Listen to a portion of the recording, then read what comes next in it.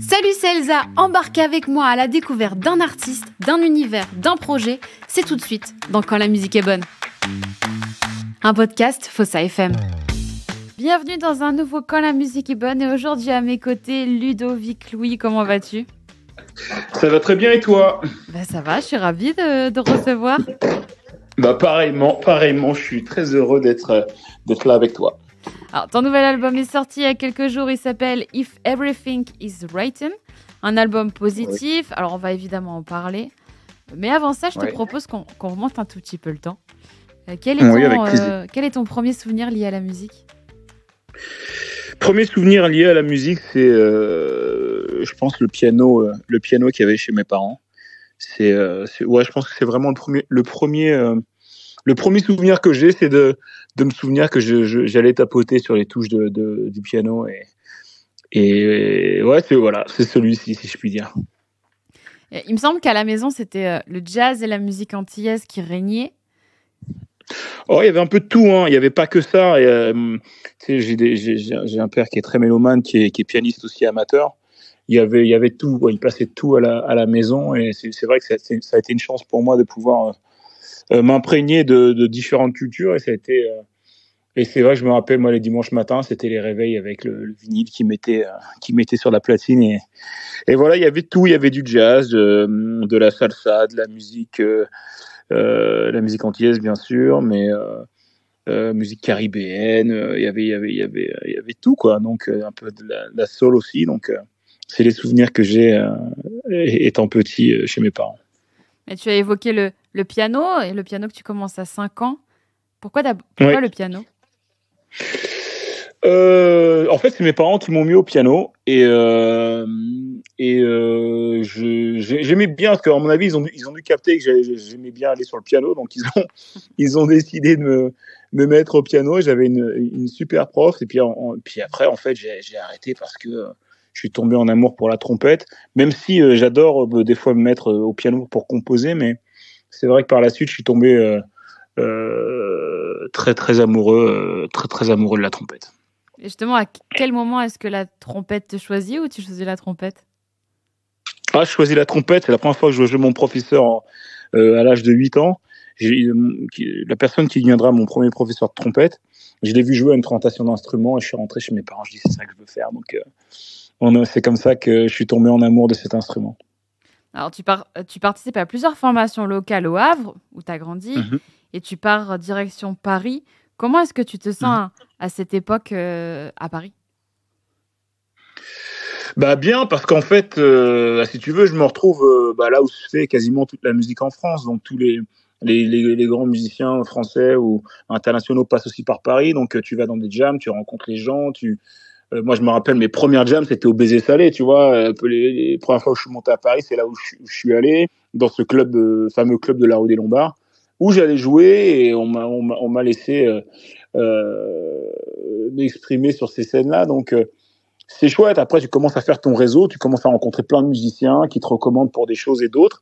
Et c'est comme ça que tu construis un peu comme je dirais, ton réseau de musiciens, réseau d'artistes. Et après, la suite se fait tout naturellement. Et dans ton réseau, on peut citer, dans tes débuts, Florent Pagny, il y avait même Jimmy Cliff. Ouais, Jimmy Cliff, c'est le premier artiste international que j'ai accompagné. Il jouait, je sais plus. On a fait plusieurs dates avec lui et ils avaient monté un groupe pour l'occasion. On a fait plusieurs dates en Europe et dans le monde et ça a été ma première grosse expérience de ce type et c'est un ami à moi qui s'appelle Allen Hoy, saxophoniste, qui m'a recommandé, qui joue avec moi d'ailleurs sur ce gig-là. Donc on s'est retrouvés et voilà, ça a été chouette de se retrouver dans une salle où tu vois arriver une légende du reggae qui débarque et c'est assez cool, quoi. Et en 2019, tu croises la route de Lenny Kravitz, il faut absolument que tu nous racontes. Ouais, j'étais chez moi à Paris et je reçois un coup de téléphone d'un ami qui s'appelle Mathieu Tav, saxophoniste.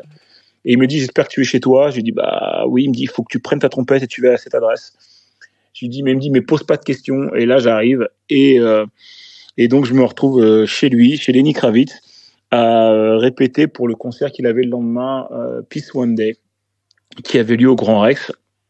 Et c'est comme ça que je me suis retrouvé à répéter tard le soir chez lui pour préparer la journée du lendemain. Et le lendemain, je me suis retrouvé donc sur la scène du Grand Rex avec lui. Et ça a été la première fois où j'ai pu jouer avec cet artiste international qu'on ne présente plus. Qu'est-ce que tu as appris à son contact ? Plein de choses. Toutes les choses que j'ai pu apprendre, c'est-à-dire tu fais... il y a la rigueur, déjà tu passes un peu dans une autre dimension, tu as un peu l'impression de jouer la Ligue des Champions pour les footeux un peu tous les jours, donc j'ai appris énormément la rigueur, par exemple. Je me rappelle des fois on jammait, on travaillait des parties, on restait 45 minutes dessus à travailler sur la même partie, ça jouait. J'ai aussi appris sa rigueur, j'ai appris le fait d'être aux côtés d'artistes américains, tu apprends aussi différemment des choses que par exemple j'avais peut-être pas l'habitude en France et les professionnels, pas le professionnalisme parce que j'ai toujours essayé de l'être au maximum depuis gamin, mais sa façon de travailler en général, j'ai envie de dire, tu vois, il a une particularité, c'est que le gars il joue de tout, il réalise ses albums, il produit ses albums, il enregistre ses albums, et moi j'ai pu vachement l'observer sur sa façon de faire, sa façon de se comporter aussi vis-à-vis de son public quand il est sur scène, comment il interagit, et tout ça a pu aussi un peu j'ai envie de dire créer mon artiste, développer l'artiste soliste que j'avais en moi, et j'ai essayé justement de recréer ça dans mon monde et dans mon univers depuis que je suis artiste solo, quoi. Donc tu as fait le tour du monde avec lui. Qu'est-ce que ça fait de jouer de son instrument dans le monde ? C'est juste génial parce que tu te retrouves à faire les plus belles salles de la planète, les endroits les plus improbables. Tu voyages dans des pays qui sont juste magnifiques, qui ont des cultures différentes, et tout ça grâce à la trompette. Donc c'est une immense fierté aussi. Je vais pas le cacher. Je suis très fier de ça. D'avoir eu à jouer des solos je me rappelle la première fois où j'ai joué aux États-Unis avec lui, j'ai joué à Seattle. C'était juste avant le concert de U2 360. Et là, tu te retrouves à faire un solo devant 100 000 personnes.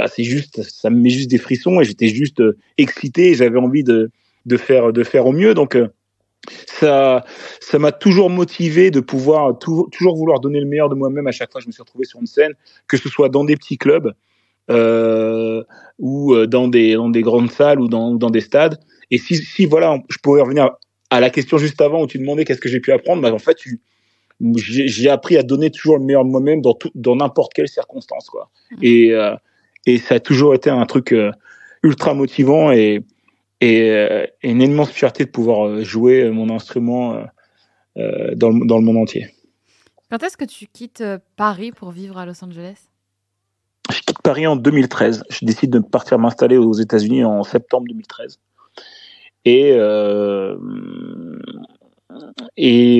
Voilà, j'y réside depuis et j'adore cette culture américaine. J'ai toujours été fan depuis petit, donc ça a été une décision assez facile à prendre. Je me suis dit, voilà, je vais aller jouer dans le pays de mes idoles. Et je voulais savoir si j'avais la capacité de moi aussi me retrouver à jouer avec ces gens-là, de jouer dans la même cour, entre guillemets. Donc c'est pour ça que je me suis motivé à partir, et ça a été une décision assez facile à prendre. Quand tu dis que tu as pu marcher et faire de ton métier quelque chose d'incroyable, tu as quand même collaboré avec des grands noms de la musique. On a cité Lenny Kravitz, mais il n'y a pas que lui. Il y a Kanye West, il y a les Black Eyed Peas. En France, il y a même Christophe Maé, et il y a aussi Camila Cabello. Alors, j'en cite très peu comparé à toutes les collaborations que tu as eues. Est-ce qu'il y a une collaboration qui t'a marqué plus qu'une autre, pour une raison ou une autre ? Collaboration, forcément, celle de Lenny a été très, très, très forte. C'était une relation de plus d'à peu près une dizaine d'années. Donc, ça a été une relation forte. Après, collaboration qui m'a marqué dernièrement. À chaque fois, j'ai appris. Je vais pas le cacher de tous les artistes avec lesquels j'ai pu travailler. J'ai appris à leur contact. Mais la dernière collaboration qui m'a vraiment marqué, c'est celle du film Babylone avec Damien Chazelle, où il m'a appelé justement pour me retrouver. Il m'a appelé pour faire partie de la bande originale du film, où je me suis retrouvé à jouer quasiment toutes les parties de trompette du film, ou les parties solistes. J'ai envie de dire, à chaque fois qu'on voyait le trompettiste à l'écran, la majorité de ses solos, c'était les miens. Donc ça a été une collaboration très très très intéressante, parce que c'était tout nouveau pour moi de me retrouver sur une musique de film de ce type-là, de ce calibre-là, du blockbuster hollywoodien. Donc forcément, c'est quelque chose qui marque, et j'espère vraiment pouvoir en faire d'autres par la suite. Et tu dis justement que ça a été une nouveauté aussi pour toi de travailler comme ça pour un film. C'est quoi la différence quand tu vas en studio avec un artiste ou quand tu fais une bande originale pour un film? Alors, la différence, c'est que j'ai l'impression que quand tu vas avec un artiste, t'as un peu plus de temps, t'as un peu plus éventuellement de liberté, d'éventuellement proposer des choses, et de créer peut-être un peu plus. Et c'est vrai que ça m'est arrivé dans différentes sessions avec les différents artistes avec lesquels j'ai pu travailler, où bah justement ils te demandent, bah écoute, on a pensé à ça, mais toi qu'est-ce que tu peux proposer? Donc là tu arrives avec tes idées, tu essaies de proposer des choses, des arrangements, voir comment ça sonne. Là, dans une musique de film, tout est timé, c'est-à-dire que le compositeur principal, qui était en l'occurrence Justin Hurwitz, bah lui il a tout écrit et tout est timé, et moi les seules parties où j'avais vraiment la liberté, bah, c'est les moments de solo. Et là, on vient te dire, bah, tu sais que t'as ce qu'ils appellent un cue de 30 secondes sur un titre. Bah, voilà, tu sais que ces 30 secondes-là, il faut que tu lises ta partition, et que t'es pas tout seul, t'as un orchestre derrière, et faut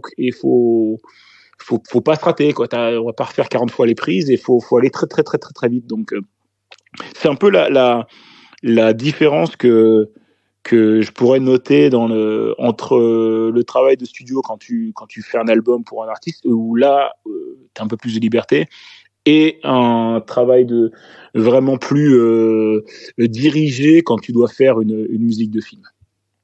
Alors, tu as évoqué Babylone, mais on t'a aussi vu dans la série The Eddie, diffusée sur Netflix, dans lequel tu joues finalement presque ton propre rôle. Oui, j'ai eu la chance, encore une fois, c'était la première fois où j'ai travaillé avec Damien Chazelle, entre autres sur cette série-là, série Netflix, où je joue le caractère de Ludo, qui est donc le personnage de Ludo, qui est donc le trompettiste du club de jazz. Et donc je me retrouve un peu à jouer ma partie de trompettiste, avec aussi un drame qui se déroule derrière, et apprendre aussi quelque chose qui était très nouveau pour moi, c'était la comédie. Donc il a fallu que quand on te lance dans le bain, que tu observes très vite, que tu écoutes vachement, et que tu prennes tous les conseils qu'on peut te donner pour justement intégrer cette chose qui est toute nouvelle, et qu'il va falloir justement aussi accrocher à ton personnage. Donc créer ton personnage, et c'est quelque chose qui m'a énormément plu, et donc j'ai pu aussi continuer à faire dans quelques séries autres par la suite, mais c'est vraiment un travail super intéressant.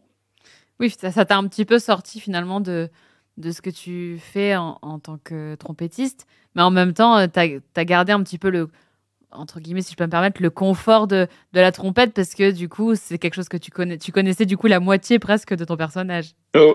Oui, c'est ça. J'avais une moitié qui était connue, et l'autre qui l'était un peu moins. Et c'est vrai que sur certains trucs, la trompette, quand tu l'as dans la main, moi, je sais que ça m'a rassuré aussi, parce que voilà, j'étais pas comédien au départ, et te retrouver avec des acteurs du calibre de Tahar Rahim, Leila Bekti, André Holland, Amanda Stenberg et autres, forcément tu flippes, quoi. C'est quelque chose de nouveau, et je me rappellerai toujours du premier conseil que m'a donné Tahar. Il m'a dit, écoute, je lui dis, demain je tourne mon premier mon premier jour en tant que comédien, comment je dois prendre la chose. Il m'a dit, écoute, sois toi-même et s'il y a quoi que ce soit, le réalisateur te dira quoi changer, mais surtout sois toi-même, c'est plus important. Donc j'ai essayé de garder ce conseil et essayer de le mettre en pratique. Même si c'est pas évident quand tu as une caméra qui est devant toi pour la première fois à te filmer. Mais c'est super chouette, c'est vraiment super chouette. En 2021, tu sors ton premier album solo qui s'appelle Rebirth. Mm-hmm. Qu'est-ce que ça fait de sortir un album avec son nom en gros, sa tête sur la pochette? C'est quelque chose de très fort.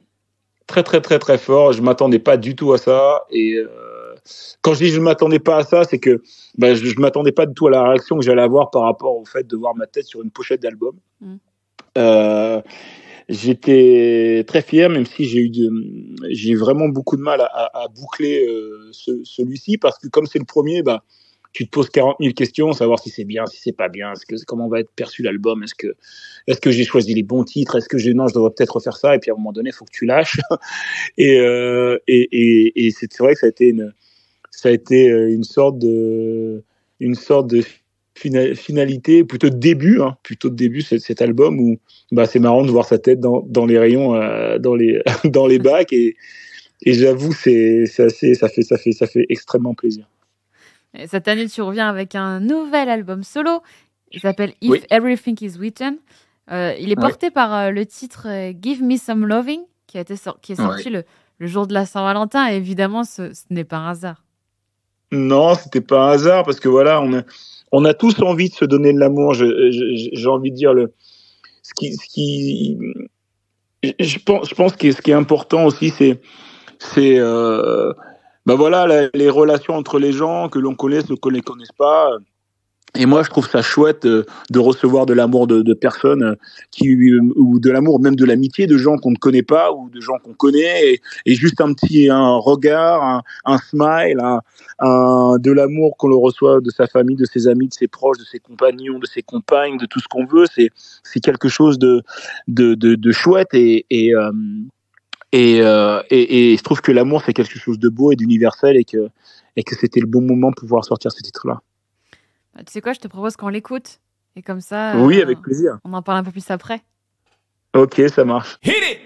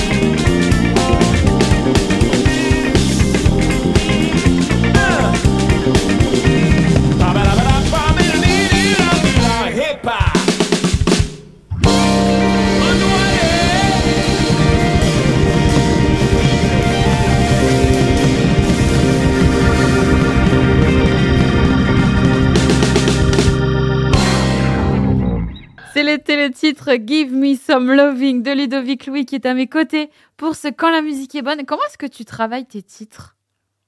Alors, comment je les travaille ? C'est très simple. Des fois, j'ai des mélodies qui m'arrivent et après, je brode autour de ça. Ou soit, j'écris des bases harmoniques et puis après, j'écris la structure en dessous et après, je fais ma sauce et j'écris ma musique par rapport à ça, quoi. Et après, des fois, je demande autour de moi ce qu'on en pense, est-ce qu'on peut ajouter des choses et voilà, quoi. Mais généralement, c'est comme ça que je compose mes titres. Et j'ai des fois, c'est marrant, c'est parce que j'ai une petite particularité. Je sais pas si je peux dire, mais c'est que moi, généralement, les mélodies me viennent quand je suis sous ma douche. Donc, généralement, je me dépêche après et je me mets à l'ordinateur et là, j'écris. Et c'est comme ça que généralement que ça vient les premiers titres. Tu composes et tu écris aussi. Oui. J'essaye. Je suis pas un très grand auteur. Ça reste assez basique, mais j'essaye de m'inspirer aussi de ce que font les autres et voilà, quoi. Mais je laisse vraiment ça aux gens qui savent vraiment faire. Peut-être qu'un jour je saurai le faire. Pour l'instant, je laisse ça aux gens qui savent vraiment le faire. Est-ce que tu peux nous parler un petit peu de celles et ceux qui t'ont entouré et qui t'ont accompagné dans cet album ? Alors sur cet album, j'ai la chance d'avoir des amis. J'ai la comédienne et actrice Rossi de Palma qui m'a fait l'honneur d'un très très joli poème sur le titre qui s'appelle Le Temps. Rossi, c'est une amie de longue date et quand je lui ai demandé est-ce qu'elle souhaitait participer à l'album, elle m'a dit oui avec un grand plaisir et donc c'est un immense honneur de l'avoir dessus. J'ai aussi une autre amie de longue date qui a été aussi ma partenaire de jeu avec Lenny Kravitz pendant des années, qui est Gala Anne Dorsey, aussi connue pour être la bassiste de David Bowie, mais aussi elle a fait la dernière tournée de Mathieu Chédid M. Ouais. Et voilà, elle est venue sur un day off de sa tournée avec Mathieu, où elle a vraiment, elle est venue en studio, on était en train d'enregistrer, elle avait eu le titre auparavant, j'avais dit voilà que j'adorerais l'avoir sur mon deuxième album. Elle m'a dit pareil que ce serait un immense plaisir, donc c'est un immense honneur aussi de l'avoir dessus. Elle est venue sur une journée off, elle est venue en studio avec nous, elle a enregistré ses voix sur le titre qui s'appelle If Everything is Written, qui est le titre de l'album. Et voilà, j'ai eu la chance de l'avoir ce jour-là en studio. Et dans la même journée, le matin, j'ai eu mon ami pareil, qui m'a fait l'honneur de venir sur cet album, qui s'appelle Joey Homicide, qui est saxophoniste incroyable, avec qui j'ai pu partager la série The Eddie, où il joue mon acolyte saxophoniste de la série. Et voilà, il m'a dit ok, bon, il n'y a pas de problème, je suis là. Il est venu, il a fait son solo et voilà, j'ai eu la chance d'avoir ces trois artistes incroyables en invité sur l'album, mais aussi, et ça c'est très important pour moi de les signaler, ce sont mes amis et potos qui ont joué sur l'album. Alors il y a, on va commencer quand je regarde la scène de gauche à droite, il y a Nicolas Vella qui est au Rhodes et à l'orgue sur l'album. Il y a aux guitares Ralph Lavital et Anthony Jambon. À la basse, tu as Zizou Sati et à la batterie, il y a Johan Danier. Voilà. Waouh. C'est incroyable parce que quand on t'écoute et quand finalement tu partages avec nous celles et ceux qui ont fait ton album, on a l'impression que tu as presque fait ça en famille et que du coup ce côté festif, hyper positif, en fait, il est fait, on le sent que tu as l'air d'être comme ça dans la vie, mais qu'en plus tu t'es entouré de gens qui le sont et que finalement vous avez créé un album qui est doublement ou triplement positif parce que vous l'étiez tous, quoi. Bon, en fait, tu sais, j'essaye de mesurer chaque jour la chance que j'ai de faire ce très beau métier qui est la musique, et j'ai la chance aussi d'avoir des amis proches qui sont d'excellents musiciens. Juste pour info, savoir que en partie les personnes que je t'ai citées qui ont enregistré sur l'album avec moi sont les gars qui sont généralement en tournée avec moi quand ils sont pas pris dans différents projets. Mais pour moi, c'était aussi important d'avoir mes potes avec moi qui sont sur scène avec moi, de venir jouer sur mon album. Ce sont mes amis aussi avant tout.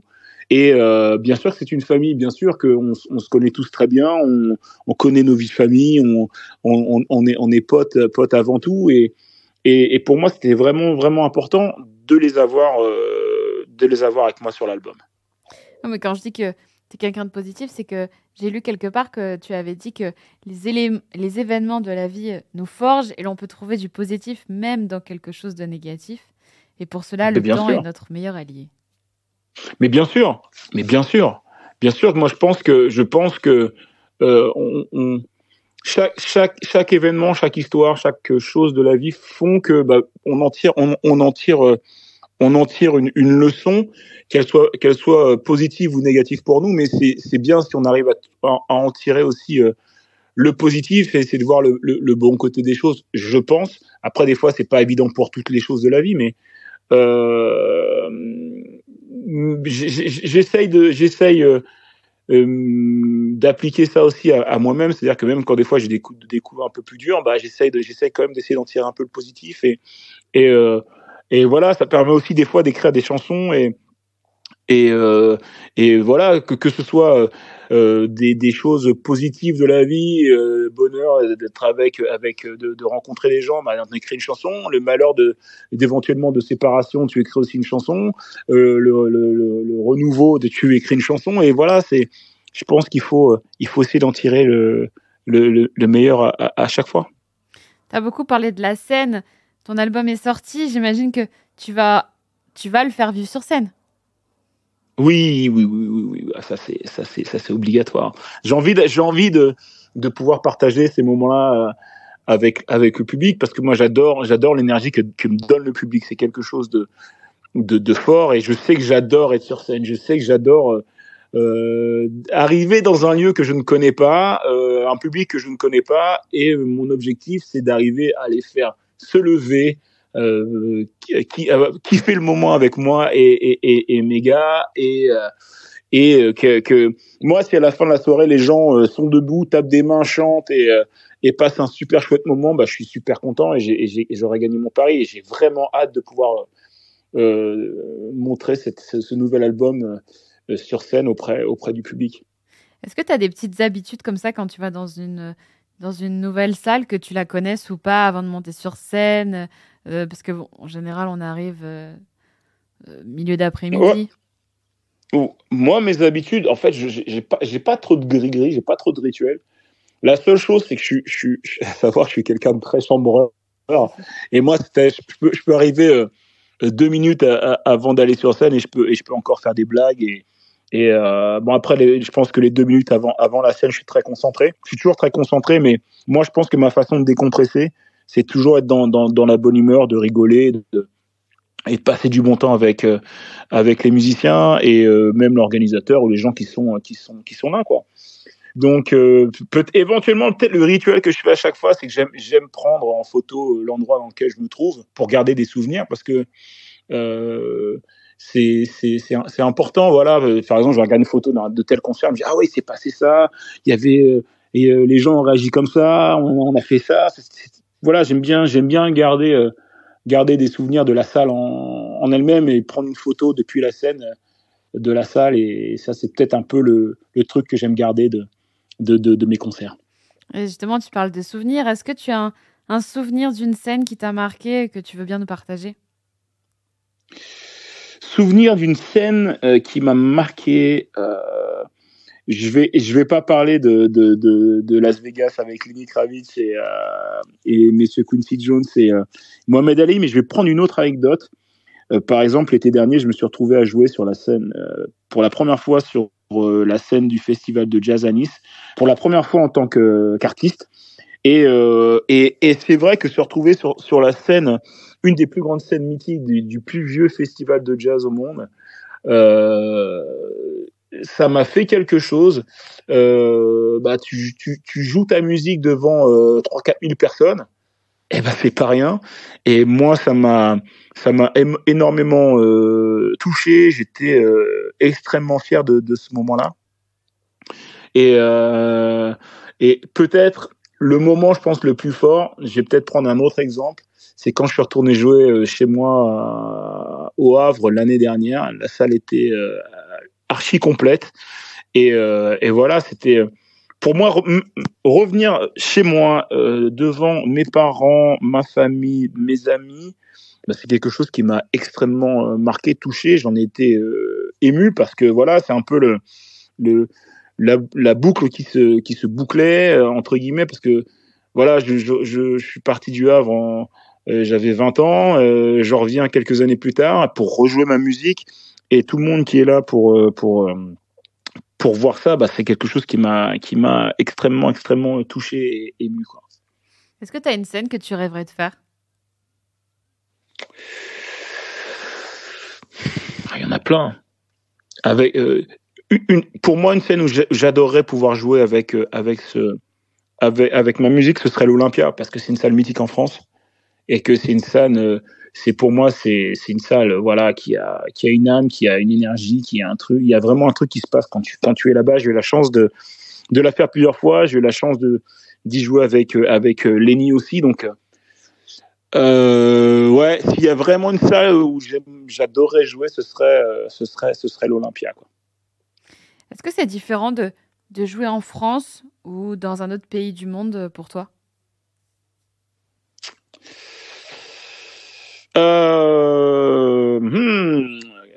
Est-ce que c'est différent? Mais en fait, ce qui est différent, c'est les cultures, comment réagissent les gens. Par exemple, j'ai eu la chance de pouvoir jouer au Japon. La réaction du public est totalement différente de ce que tu peux avoir éventuellement en Europe ou même aux États-Unis. Donc, moi, j'aime bien en fait. J'aime bien le changement. Je trouve ça chouette, quoi. Parce que ça te laisse sur tes gardes, et c'est pas quelque chose. Tu dis bon, tiens, je joue là, ça va être habituel. Et chaque public est vraiment différent, quoi. Chaque public est différent, et que ce soit en France ou à l'étranger, hein, chaque public est différent. Ça dépend de plein de choses. Je pense que ça dépend de l'état d'esprit, ça dépend du mood que peut-être nous aussi on peut distiller quand on est sur scène. Mais ouais, pour moi, j'ai pas de préférence vraiment, quoi. J'adore partout. Dès que je me retrouve sur une scène et que je peux faire kiffer les gens, même quand j'étais en Simon, moi j'adorais faire mes trucs sur scène, et c'était chouette. Donc dès que je peux partager un peu avec le public, moi je trouve ça cool. Tu as évoqué le Havre tout à l'heure en donnant une anecdote de scène, et justement, qu'est-ce que tu dirais au Ludovic qui débute tout juste la trompette, qui est toujours au Havre, si tu pouvais lui parler? Si je pouvais lui parler, ne doute jamais, crois en tes rêves. Crois en tes rêves. Ouais, parce que c'est beau de croire en ses rêves.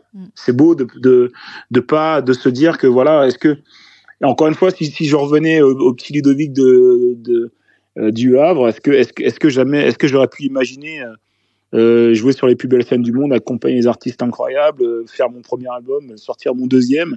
Non, je pense pas. Je pense que chaque étape est arrivée, et j'ai jamais lâché. Et je pense que le fait de croire dans mes rêves, ça m'a permis de pouvoir faire tout ce que j'ai pu accomplir jusque-là. Est-ce que tu crois encore aux rêves prochains? Bah oui, bien sûr, j'ai envie de rêver. J'ai envie autant de faire de la musique que de faire de la comédie, du cinéma. C'est écrire des albums, faire des collaborations avec des artistes, écrire pour d'autres, continuer à éventuellement faire la musique de film encore, comme j'ai eu l'occasion de faire dernièrement. J'ai plein de rêves encore. J'ai plein de rêves, et que ce soit des rêves aussi personnels, hein. Donc j'ai envie de ça. Et c'est ce qui me motive dans ma vie de tous les jours. En tout cas, quoi qu'il arrive, on te retrouvera quelque part, que ce soit en musique, pour les films, pour les séries, aller te voir en concert, ou même peut-être te voir à la télé, en ouvrant notre Netflix, ou en allant te voir au cinéma. Ce sera avec grand plaisir.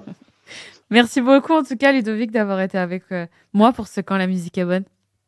Merci beaucoup à toi, et un grand merci aux auditeurs. Alors, merci en tout cas de montrer autant d'humilité, parce que c'est vrai que tu parles d'artistes qu'on connaît tous, mais finalement, quand on parle de toi, je pense que tu fais partie de ces grands artistes aussi, même si tu tu le dis pas parce que j'ai l'impression que tu es très très humble. C'est gentil, merci beaucoup. Il faut, voilà, je te remercie beaucoup de tes mots, ça me touche beaucoup et encore une fois, je te remercie du temps que tu as voulu me consacrer. C'était un vrai plaisir. Et tu sais quoi? Je te propose qu'on se quitte avec un titre de ton album qui est, je le rappelle, disponible sur toutes les plateformes de streaming. Et je te laisse même choisir et introduire le titre que tu veux qu'on écoute. Alors, qu'est-ce que je pourrais vous faire écouter? Eh bien, peut-être en avant-première, le titre. Eh bien, choisissons le titre de l'album If Everything Has Written avec mon ami Galan Dorsey au chant. Bon, on écoute ce titre-là tout de suite. Merci beaucoup, Ludovic. Merci beaucoup, Elsa.